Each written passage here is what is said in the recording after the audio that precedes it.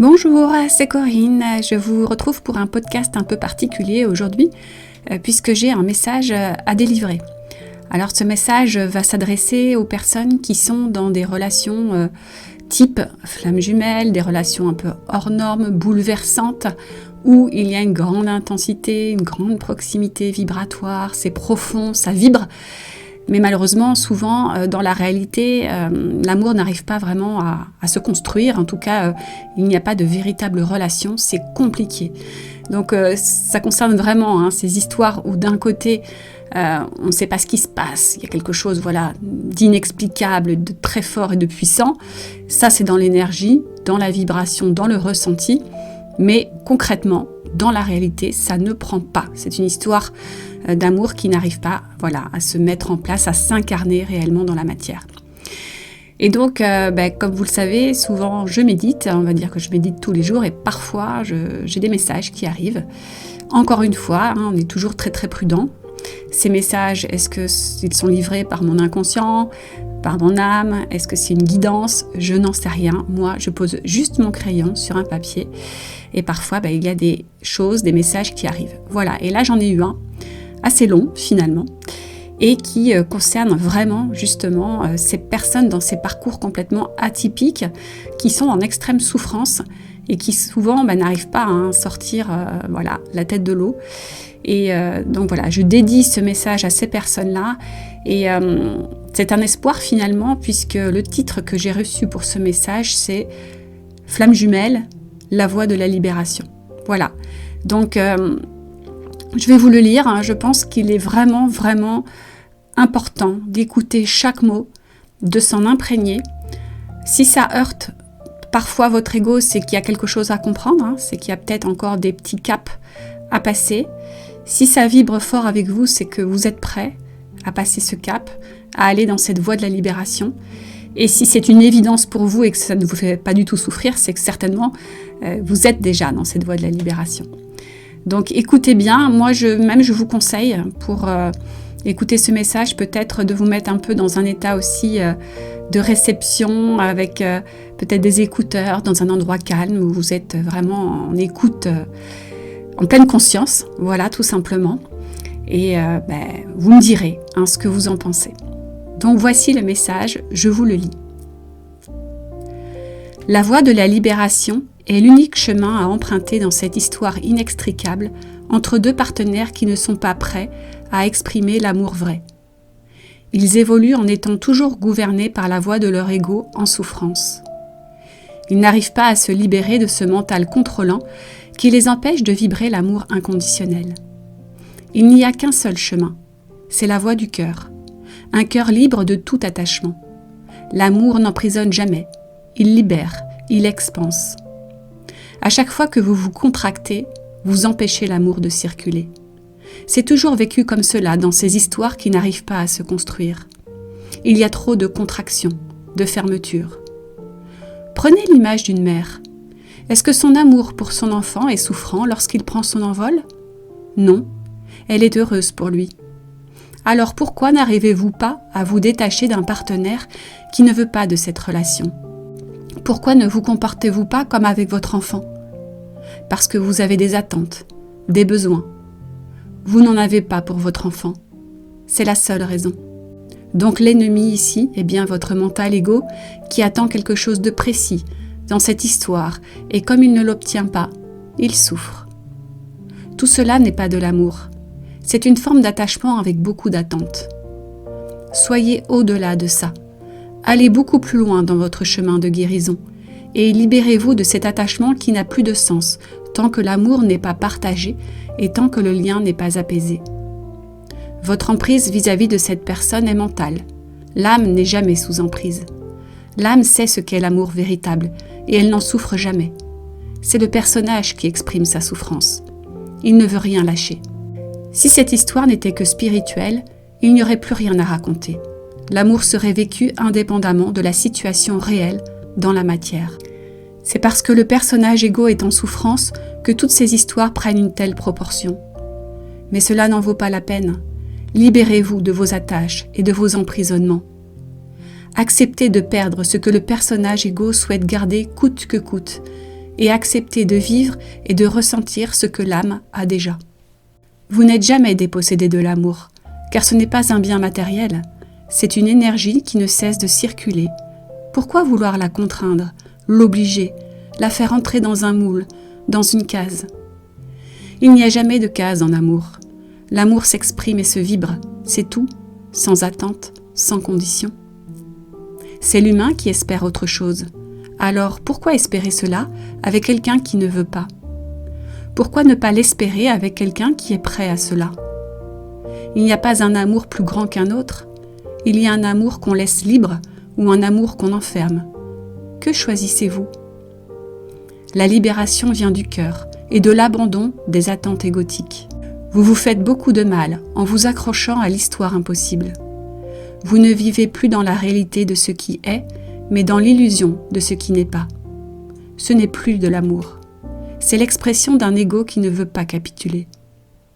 Ouvrez-vous, libérez-vous. Laissez votre âme s'exprimer et vous sortir définitivement de cette prison dorée qui génère beaucoup de souffrance sur le long terme. Votre vie est beaucoup trop précieuse. Arrêtez d'attendre. Ouvrez-vous à autre chose. Continuez votre chemin d'évolution dans l'ouverture et plus dans la fermeture. Vous expérimenterez enfin le chemin de libération. Vous serez enfin libre d'expérimenter l'amour, le vrai, et l'incarner dans votre vie avec une personne qui souhaite le partager avec vous. Soyez heureux. Donc voici le message que j'ai reçu. Donc c'est quand même un message qui était long. C'est venu de manière très très fluide. J'ai écrit très très vite tout ça. En le relisant, ça a beaucoup de sens.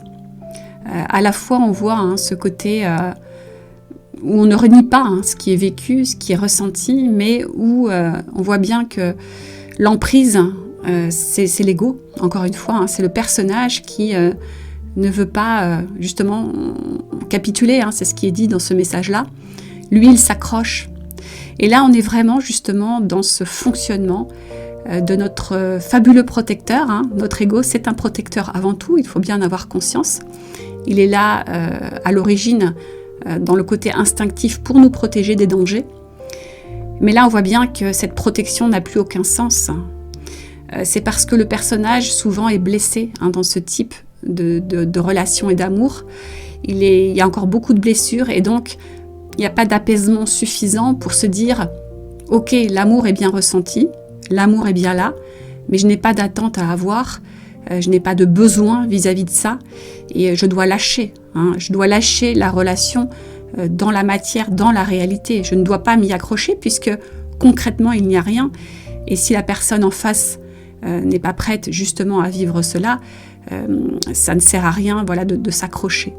Et on voit bien que quand il y a cette souffrance intérieure, quand il y a ce vide intérieur, quand l'ego n'est pas apaisé, quand il y a encore des blessures qui n'ont pas été guéries, c'est là qu'en général les personnes restent enfermées dans cet amour impossible. Et vous savez, souvent, quand vous êtes vraiment au cœur de la souffrance, et ça, je le comprends tout à fait, vous avez du mal à entendre ce discours. Souvent, moi, si je vous dis, vous voyez bien, c'est pas cohérent. Dans la réalité, cette personne-là, parfois, est dure et sans pitié quelque part. Il y a des silences, il y a parfois aussi des propos assez durs, assez difficiles à entendre. Mais vous êtes toujours quand même dans l'idéalisation parce que vous ressentez toujours quelque chose de très fort à l'intérieur de vous. Et j'ai beau vous dire que vous ressentez ça maintenant parce que vous êtes en souffrance, mais dès que vous allez passer ce cap-là, vous ne serez plus du tout dans ce schéma-là et vous ne serez plus du tout dans l'obsession de cette personne. Vous avez du mal à l'entendre sur le moment. Souvent, vous me dites « Non, mais c'est impossible. C'est impossible. Vous ne pouvez pas vous mettre à ma place. C'est impossible. » Et je comprends bien, puisque tant qu'on est sous cette emprise de l'ego, parce qu'il faut bien comprendre que c'est ça, c'est impossible de comprendre comment on peut sortir de cette histoire. Mais il faut comprendre que plus vous allez cheminer, plus vous allez remplir ce vide intérieur, plus vous allez guérir vos blessures, plus vous allez vous apaiser, plus vous allez vous nourrir de cet amour de manière autonome, plus vous allez comprendre que cette histoire, telle qu'elle est vécue là maintenant, n'a plus aucun sens. Ça devient évident. C'est ça qui est complètement fou. Et je peux vous dire que c'est du 100%, hein, ça. Vraiment du 100%. Parce que si il y a des couples qui se réunissent, même si c'est vraiment à la marge, eh bien ils en sont arrivés là pour pouvoir se réunir. Sinon ce n'est pas possible. Impossible de réunir deux égos qui sont blessés comme ça. Hein. Donc à un moment donné, ce cap-là, il est atteint. Voilà. Quel que soit le chemin, quelle que soit la suite, réunion ou pas. C'est pas ça la problématique. C'est sortir de cette souffrance de l'ego qui est blessé et qui n'arrive pas à trouver justement cette voie de libération. Et la voie de libération, eh bien, c'est le chemin, bien sûr, de retour à soi et d'éveil de soi. Donc, il faut y aller. Il n'y a pas d'autre choix. Hein. C'est pour ça que souvent, ce type de rencontre déclenche un vrai parcours initiatique parce qu'il n'y a pas d'autre issue pour sortir de la souffrance. Vous ne pouvez pas, comme pour les autres histoires, vous dire « Ok, je passe à autre chose, c'est facile, je me remets dans une autre histoire. » Non. C'est bien pour ça que c'est aussi un cadeau, c'est un cadeau d'évolution. Et je ne sais pas si vous vous souvenez, j'avais fait un podcast qui était « Votre fascination est à la hauteur de votre refoulement » parce que justement, c'est bien ça. Hein. Quand il y a beaucoup de fascination, parce que c'est fort ce que vous ressentez, c'est parce qu'il y a encore beaucoup de refoulement, qu'il n'y a pas eu de guérison suffisante pour pouvoir justement vous focaliser sur autre chose. Donc c'est vraiment cette compréhension qu'il faut avoir. Moins vous êtes avancé sur ce parcours, plus vous êtes blessé, moins les blessures sont guéries, plus vous êtes dans des émotions exacerbées, en fait quelque part moins ce chemin de retour à soi a été entamé, plus vous vous enfermez dans cette histoire. C'est vraiment ça, hein, c'est une évidence. Les personnes qui arrivent enfin à comprendre ça, à entamer le chemin de guérison, ça y est, c'est fini, elles ne sont plus sous cette emprise. Oui, elles peuvent encore ressentir de l'amour pour cette personne, attention. Hein. Je ne dis pas que ça y est, l'amour s'en va, qu'il n'y a plus rien, non. Mais comme c'est indiqué dans ce message que j'ai reçu, l'amour, c'est pas quelque chose qui est là et puis qui n'est plus là tout d'un coup. Hein, l'amour perdure. D'ailleurs, j'ai bien aimé cette phrase. Vous n'êtes jamais dépossédé de l'amour car ce n'est pas un bien matériel. C'est une énergie qui ne cesse de circuler. Pourquoi vouloir la contraindre, l'obliger, la faire entrer dans un moule, dans une case ?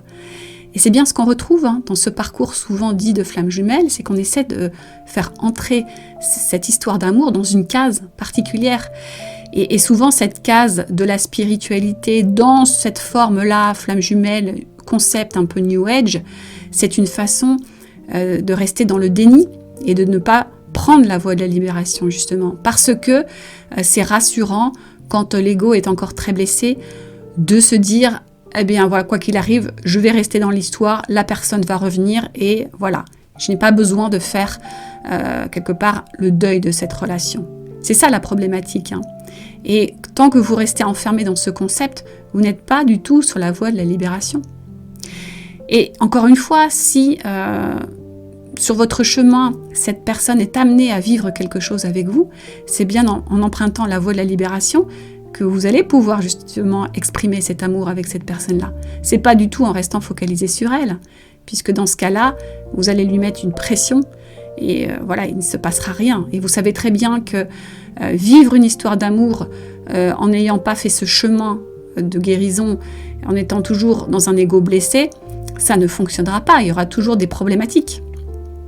Voilà, donc il n'y a pas d'autre voie que la libération. Mais vraiment, entendez ça, c'est vraiment très important, c'est une évidence. Et dans ce message, il y a cette phrase également que j'ai bien aimée, c'était « La libération vient du cœur et de l'abandon des attentes égotiques ». On voit bien cette histoire d'amour, c'est parce que vous avez des attentes et de besoins par rapport à cette personne que vous souffrez. Quand l'amour circule, quand vous vibrez cet amour, eh bien, vous pourriez continuer à le vibrer indépendamment de la présence de la personne dans votre vie. C'est pour ça que j'aime bien là dans ce message la comparaison avec un enfant. Quand on est un parent équilibré, épanoui dans sa vie, on est heureux pour nos enfants.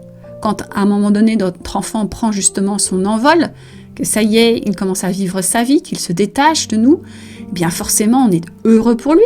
On est heureux qu'il puisse vivre sa vie, qu'il soit également épanoui. Ça, c'est l'amour véritable.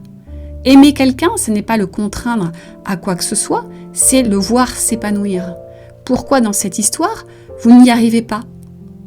Vous n'arrivez pas à vous dire « Ok, je ressens de l'amour pour cette personne, mais c'est pas grave, elle n'est pas dans ma vie, je ne souhaite qu'une chose, c'est qu'elle soit heureuse, et moi je me libère de ça et je continue ma vie et je mène une vie heureuse et joyeuse. » Pourquoi vous n'y arrivez pas ? Parce qu'il y a des attentes et des besoins. Ce n'est pas justement le cas avec votre enfant. Avec votre enfant, vous êtes heureux qu'il s'épanouisse, qu'il vive sa vie, qu'il soit autonome et indépendant. Vous n'avez pas de besoin qu'il vive avec vous, dans la même maison que vous, qu'il partage tout avec vous. Non. Ça, c'est de l'amour véritable. Pourquoi vous n'y arrivez pas dans cette histoire-là ? C'est parce que vous n'êtes pas encore justement dans cet amour véritable. Et vous n'y êtes pas parce qu'il y a encore beaucoup de blessures, il y a encore des émotions qui n'ont pas été libérées. Il y a une immaturité encore émotionnelle et certainement encore pas mal de dépendance affective. C'est pour ça. Donc flamme jumelle ou pas, on s'en fiche.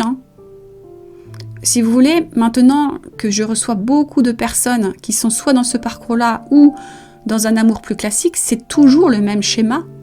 L'obsession, alors elle est peut-être plus forte dans ces relations atypiques parce qu'il y a une grande proximité vibratoire encore une fois et peut-être une connexion un peu plus profonde, mais sinon c'est exactement le même schéma. C'est le même, à une intensité un peu différente, mais c'est la même chose. Tant que l'ego est blessé, il ne peut pas se libérer de l'emprise de cet amour. D'ailleurs, c'est quelque chose qu'on retrouve dans toutes les histoires d'amour compliquées et impossibles. Et on a eu comme ça des histoires incroyables. Il y a pu avoir même des gens qui ont pu tuer par amour. Ce n'est pas de l'amour, on est bien d'accord. C'est encore une fois de la dépendance, de l'attachement, de l'emprise. Et tout ça, c'est à cause d'un personnage égotique qui n'a pas encore suffisamment évolué. Et ce n'est pas grave, encore une fois, on ne culpabilise pas. Chacun va à son rythme. Moi, mon message, c'est juste de vous dire, si vous voulez aller plus vite, si vous ne voulez pas vous enfermer dans cette souffrance d'une manière, on va dire, durable, empruntez le plus vite possible la voie de la libération. Comme je vous le dis souvent, on n'est pas maître des grandes étapes de notre vie, mais on est maître de la vitesse à laquelle on va arriver à ces étapes-là. Si vous choisissez de vous laisser enfermer dans le concept flamme jumelle, dans le déni de ce qui est réellement, dans « je focalise sur la personne », je ne vis que dans le côté spirituel, dans l'invisible, cet amour-là. Je m'empêche de sortir et de vibrer quelque chose ailleurs. Vous allez souffrir, ça va durer. C'est terrible. Moi, je vous le dis souvent, j'ai des personnes qui viennent vers moi, ça fait des années qu'elles sont dans cet emprisonnement. Ça devient à la fin suffocant. C'est pour ça que toujours pareil, chacun son rythme. On ne peut pas non plus accélérer les choses, mais les personnes qui sont sur ma chaîne et qui arrivent à entendre mes messages par rapport à ce concept, c'est que ça y est, ça vibre. Elles sont prêtes à entamer cette voie de libération, c'est évident. Et toutes celles qui n'arrivent pas à entendre ça, c'est que elles ne sont pas encore prêtes et elles veulent rester dans l'histoire parce que ça fait trop souffrir et ce n'est pas grave. C'est comme ça, mais à un moment donné, moi je suis obligée de vous transmettre ces messages-là. Je pourrais évidemment être dans la popularité, parce que vous savez, c'est quelque chose d'important que je dois vous dire. Si je faisais des audios flammes jumelles pures avec cette idée de la réunion, avec c'est sûr vous allez retrouver l'autre, il est là pour vous, c'est l'amour de votre vie, c'est votre flamme jumelle, c'est sûr vous allez vous réunir et vivre ensemble, etc. J'aurais une cote de popularité beaucoup plus importante que ça.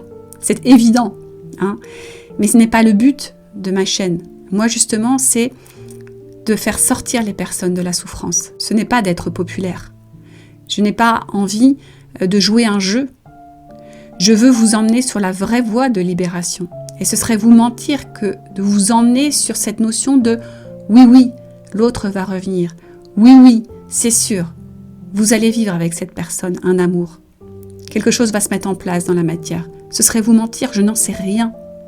Et encore une fois, je ne vous dis pas que c'est impossible, mais en tout cas, ce n'est pas du tout l'axe de guérison si vous partez là-dessus. Et ce serait une grosse erreur de ma part de vous embarquer dans cette voie-là. Je vous emmènerai sur le mauvais chemin, celui qui vous maintiendrait dans cet emprisonnement, dans cette souffrance, dans cette fermeture. Et vous avez vu dans ce message, on dit bien qu'il n'y a qu'un seul chemin, la voie du cœur, un cœur libre de tout attachement. L'amour n'emprisonne jamais, il libère, il expanse. Or, dans ce concept, la majorité des gens me disent « Je suis enfermée, je me sens emprisonnée, je n'arrive pas à en sortir. 24 heures sur 24, cette personne est dans ma tête. Elle n'en sort jamais. C'est impossible. Tous les signes me ramènent à cette personne. » Mais ce qu'il faut comprendre, c'est que la plupart du temps, vous vous créez tous ces signes-là. Imaginez, nous sommes créateurs de notre réalité. Quand on est constamment dans le mental, focalisé sur quelqu'un, dans l'obsession, forcément, vous créez des signes, c'est évident. Vous êtes votre propre ennemi dans l'histoire, à ce moment-là. Il faut absolument vous réveiller. Vous savez, ce qui est fou, en fait, souvent dans ces rencontres hors normes, c'est que la plupart du temps, je remarque que les personnes qui vivent ça ont quand même cheminé avant. La plupart, la majorité, voilà, c'est ça, c'est qu'il y a eu quand même un chemin qui a été fait, ça peut être du développement personnel, ou en tout cas déjà, voilà, des prises de conscience de la vie, etc. Et puis tout d'un coup, il y a cette rencontre hors norme qui arrive pour passer un cap supplémentaire. Et le souci, c'est que vous aviez déjà eu, on va dire, une forme de réveil avant, et puis là, hop, il y a cette histoire, et alors là, c'est bouleversant, et vous sentez que vous démarrez un chemin. Ça, c'est OK. Mais le problème, c'est que vous restez endormi dans l'histoire très spiritualisée du concept flamme jumelle. C'est comme si vous étiez cette fois-ci dans une nouvelle forme d'illusion. Vous savez, avant, vous étiez dans l'illusion du personnage terrestre qui pensait subir sa vie, qui était victime de tout. Vous aviez eu déjà souvent un premier réveil, donc vous aviez eu des prises de conscience dans votre vie, vous avez pris en main plein de choses, vous avez changé des choses qui ne vous convenaient plus. Et puis là, hop, nouvelle rencontre, hors norme, incroyable. Et là, comme vous n'arrivez pas à construire concrètement cet amour dans la réalité, c'est vraiment très perturbant.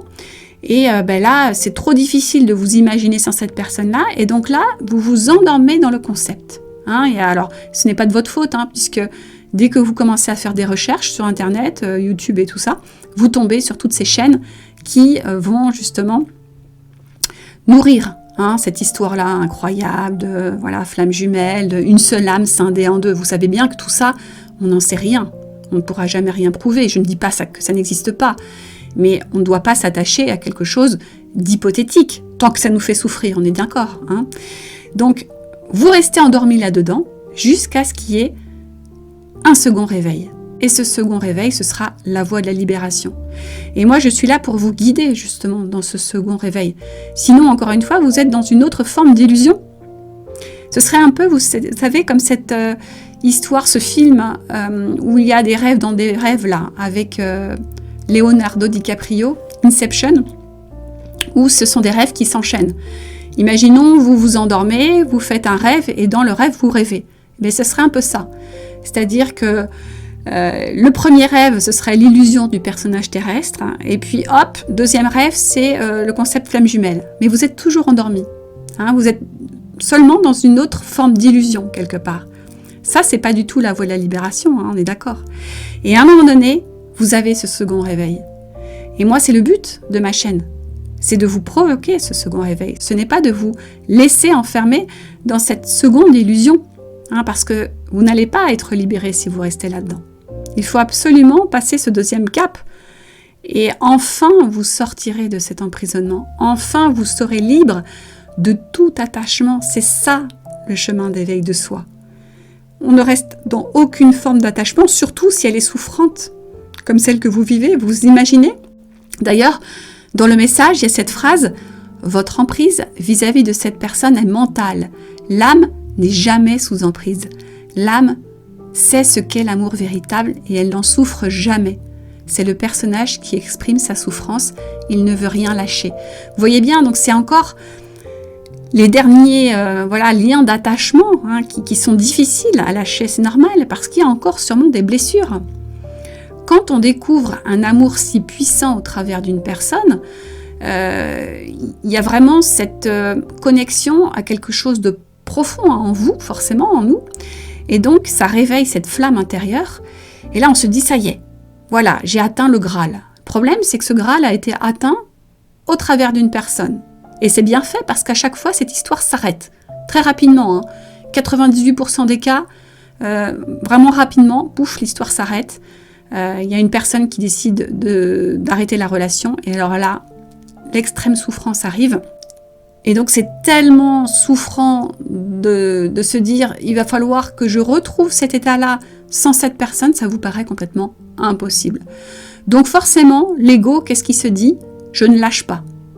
Je ne dois pas lâcher cette personne parce que si je la lâche, c'est fini. Plus jamais je ne retrouverai cet état d'amour profond. C'est impossible. Donc lui, il est encore dans son système de protection.